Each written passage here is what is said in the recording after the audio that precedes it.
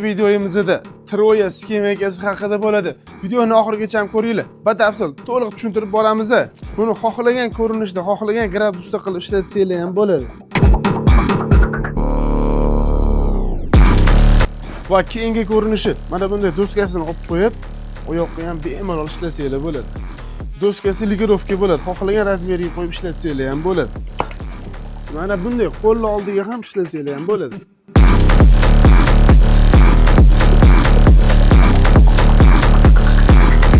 Va press uchun juda ham zo'r samarali.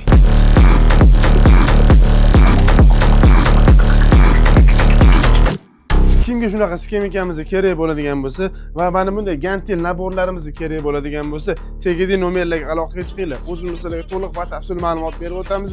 Toshkent shahrida dastlabkamiz mutlaq bepul 12 viloyatga bemalol chiqazib bera olamiz.